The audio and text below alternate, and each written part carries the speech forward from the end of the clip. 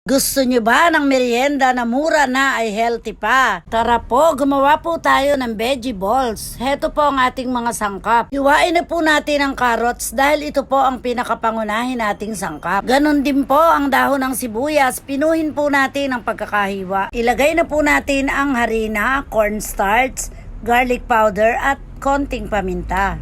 Lagyan din po natin ng konting asukal at konting asin. Maya-maya po ay ilagay na rin po natin ang carrots. Lagyan na po natin ang lahat ng sangkap at ilagay na rin po natin ang dahon ng sibuyas.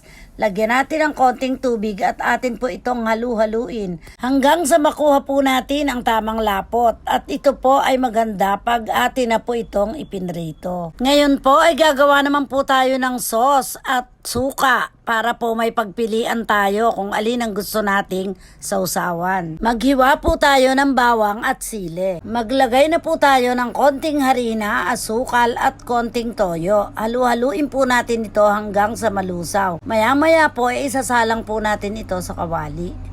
Atin na pong bibilugin ang ginawa nating mixture para po madali po pag atin na po itong ipiprito. Bilugin na po natin lahat upang pag inilagay po natin sa kawali, ito po ay sunod-sunod na at madali. Sa mainit na mantika po ay unti-unti nating ihulog ang ating mga veggie balls. At pag napuno natin ang kawali, maya-maya po ay intayin na po nating pumula at unti-unti po natin itong ibaliktad para po maluto naman po yung kabilang side. Pag pula na po ay atin na po itong ahunin. Ayan, luto na po ang ating healthy na merienda na tsak magugustuhan ng ating mga kids. Nakita lang po namin ito sa internet, kaya naman po nang nakita namin ay agad po namin itong sinubukan. Try nyo po dahil ito po ay mura na at healthy pa. Pwede nyo po siyang isawsaw sa suka o sa sauce. Thank you for watching. Follow for more.